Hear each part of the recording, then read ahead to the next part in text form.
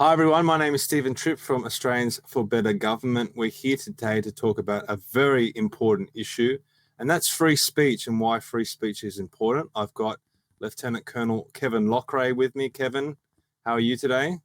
I'm terrific, and thank you very much for having me here, Stephen, as usual. Great to see you. This is why we started Australians for Better Government, to have these conversations and to talk about these issues. Now, this relates to a proposal that Senator Ralph Babet has made recently, and we've been active in supporting Ralph Babet's proposal. He wrote this article in The Spectator Australia, where he outlines what he's proposing to the Senate, and it's all about enshrining free speech into the Constitution. And what he's planning to do is, he says, I have introduced the Constitution Alteration Right to Free Speech 2025, the purpose of which is to enshrine freedom of speech within the Australian Constitution. The proposed alteration will insert a new chapter 3A and section 80A in the Commonwealth of Australia Constitutional Act 1900. The new section will provide that the Commonwealth or a state must not make any law that limits the freedom of speech, including freedom of the press and other media. He says the bill is urgently needed and will provide protection for a right that Australians assume they already have. Now, Kevin, I know you're very well versed in the Constitution and the way our system operates, and also how it was set up in the beginning. You studied this when you were in the military. Why wasn't free speech enshrined in the Constitution way back in 1900? Well, the answer to that can be found in the annotated Constitution of the Australian Commonwealth, and I recommend anybody who's interested in knowing the genesis of our Constitution, they should obtain this, because this is a faithful record of all of the minutes which led up to the Constitution being formed in 1900. It's an absolutely excellent reference. It's 1,050 pages, so it can get a bit tedious, but the good news is that it's been turned into a PDF.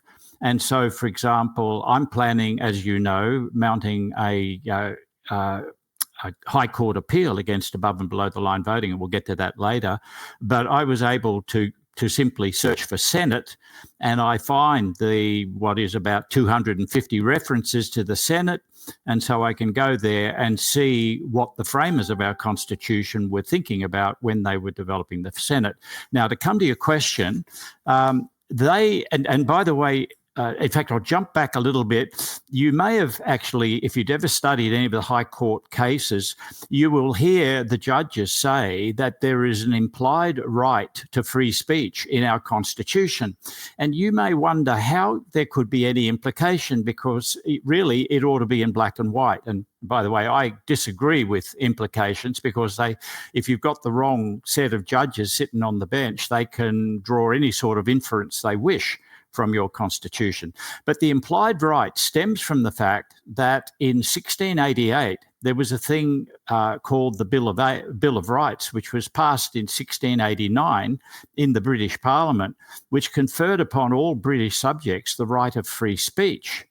Now, unfortunately, any Bill of Parliament can be overridden by another Bill of Parliament. And that brings us to your next question, and to Senator Babet. And by the way, I think Senator Babet is fantastic. He's one of most probably a handful, I'm talking about like 10 people within the Senate who actually have got a conscience and common sense. But he's quite right. It's necessary that it be in the Constitution, because if it was in the Constitution, they wouldn't be able to pass Section 18C of the Racial Discrimination Act. And we've just seen recently how Pauline Hanson was brought before a tribunal, and it's cost her something in the vicinity of over $500,000, most probably approaching $1 million, to go through that process. And really, she was exercising her right of free speech.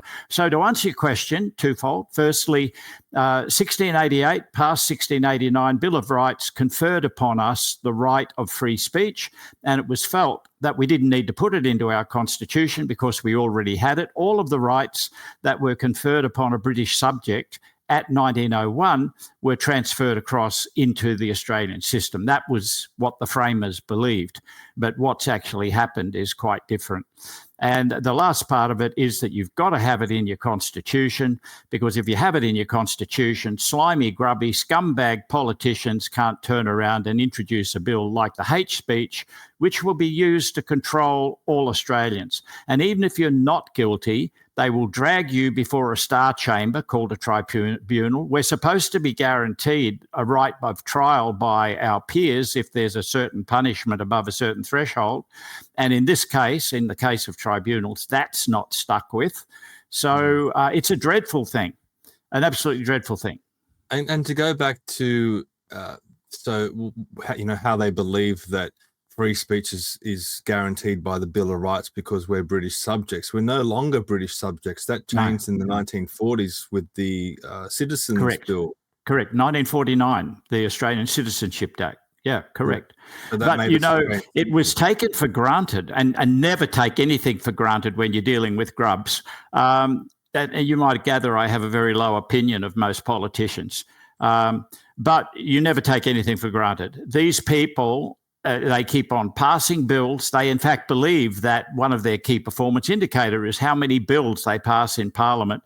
Every time they pass a bill, they're in some way encroaching upon the freedom of some or all Australians.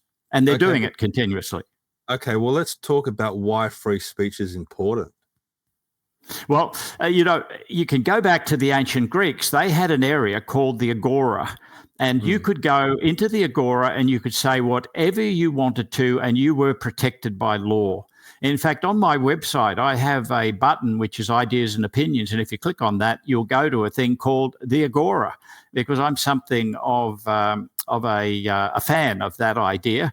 And we should have. In fact, we did have, once upon a time, you could go to a place in the park and you could stand on a box. It was a speaker's corner. And you could say virtually anything you liked, except you weren't allowed to incite people to acts of violence or destruction of property. And that's fair enough. We have already sufficient laws to cover things like defamation.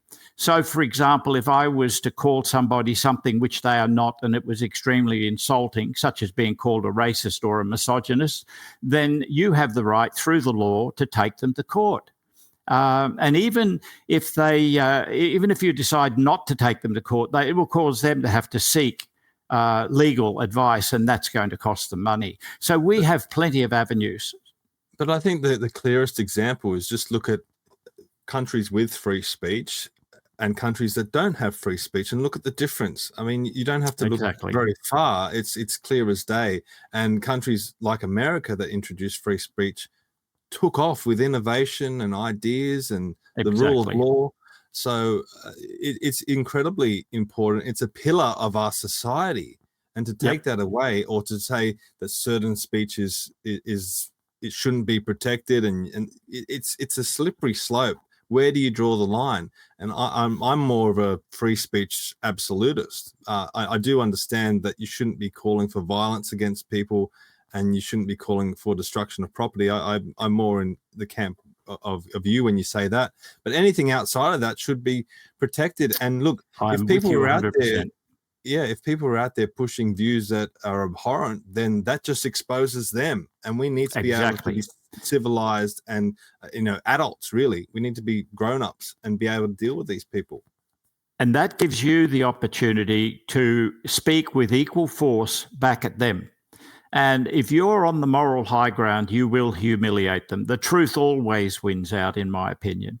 There's this fixation about anti-Semiticism, and there's no doubt that I totally abhor any form of racism or that sort of thing, But if people wish to say that sort of thing, then I put them into a certain category and I just avoid them. And if they get too strident, to the point where they are starting to encourage people to perform acts of violence, then I say to them, look, cool it, cut it out. That's just, that's off the charts. That's unacceptable. Don't do it. You're upsetting me.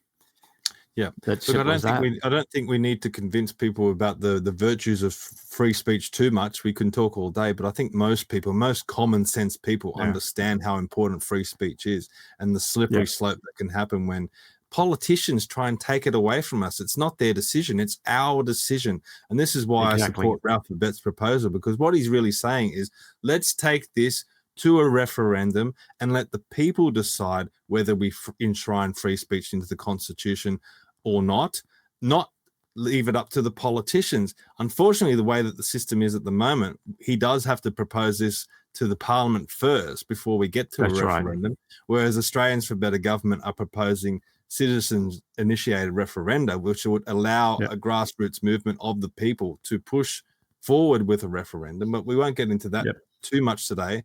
What I want to do is I want to bring up the press release that Australians for Better Government put out.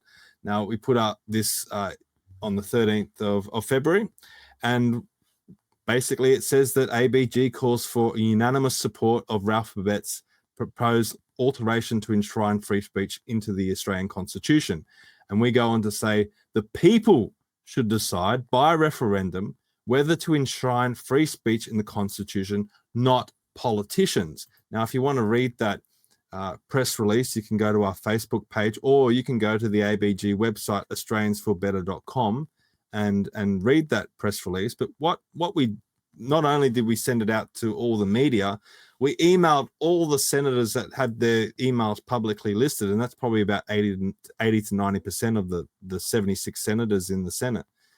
And we sent them this press release, and we, said that we would want you to consider Ralph Babet's proposal, and that the Australian people should be given the option to enshrine free speech in the Constitution via referendum, not the politicians. The politicians need to get out of the way.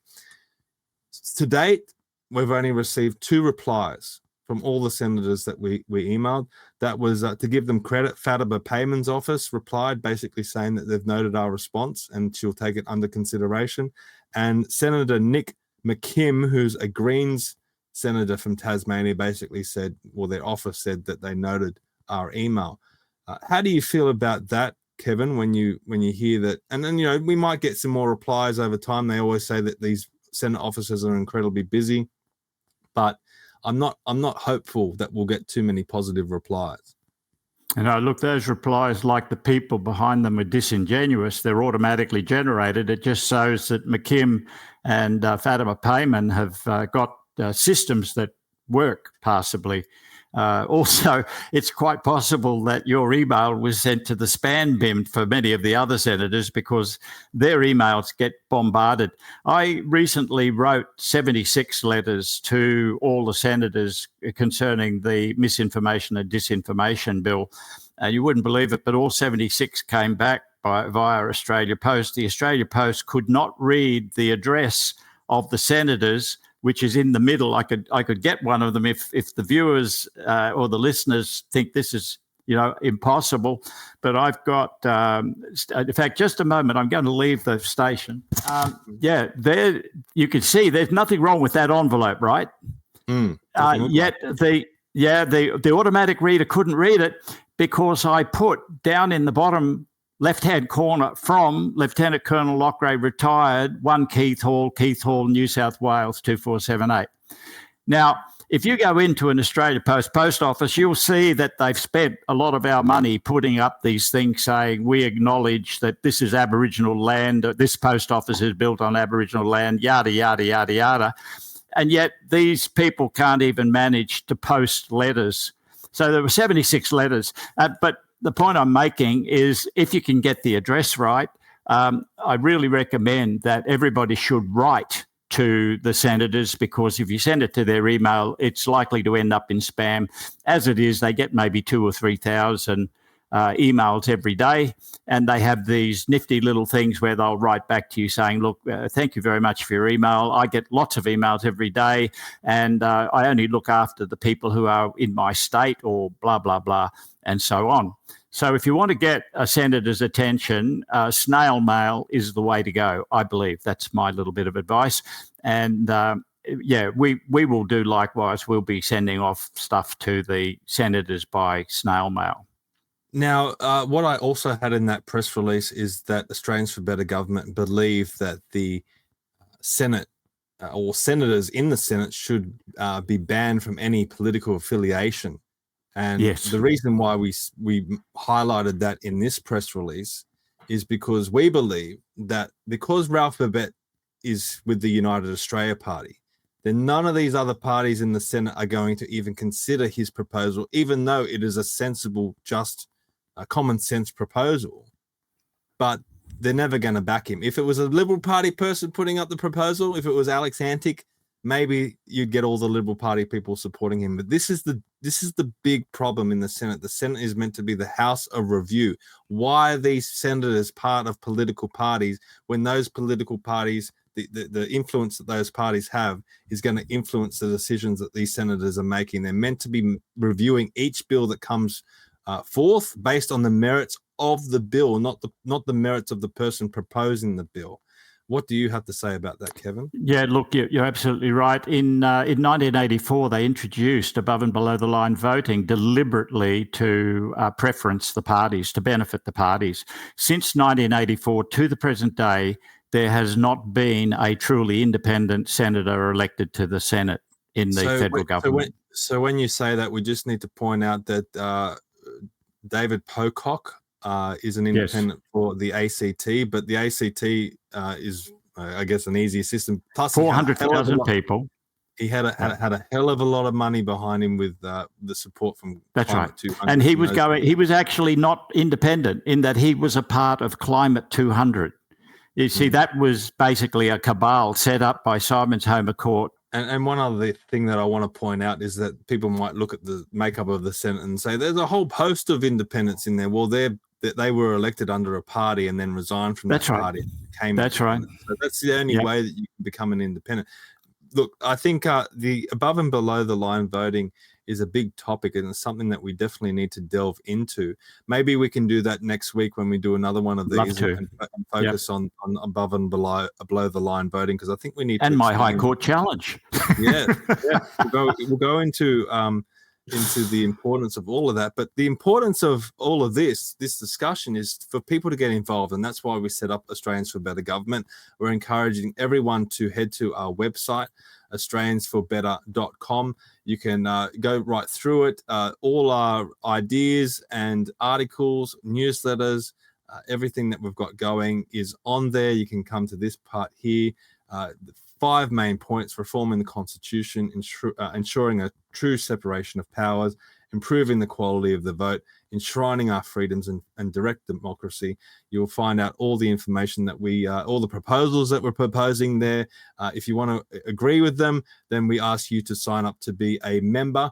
Now, the membership is incredibly important. So is the donations. I know people might get a bit funny that we're asking for money, but without money, we can't be as effective as what we should be, and we should be very effective in one, being a think tank, but also lobbying these politicians, hosting events, printing up material to maybe letterbox and get this information out there. So you can sign up to be an ABG member for $35, or you can do what Kevin's done and sign up to the $500 VIP option if you feel that this is an incredibly important venture that we're trying to do. It is incredibly important. Yes. So please head to the website, check us out, check out what we are proposing. Hopefully we can make some more of these videos going forward. Hopefully we can do one a week based on our busy schedules. Kevin, I know you're running for election, so you're going to be incredibly busy, but we'll try and do them as best we can. And just to keep you guys informed, keep you up to date with everything that we're doing, and to show you that we're really committed for this movement, and we want you to be a part of it. And there is a cost involved, but hopefully you will believe that that cost is worth it, and we can use that money that we get from you to then do greater things. So thank you today, Kevin. Thank you, Stephen. Well done. This has been a short, quick one, but that's what we're aiming for. And for everyone out there, again, AustraliansForBetter.com. Check us out, and we'll see you all next time. Thank you.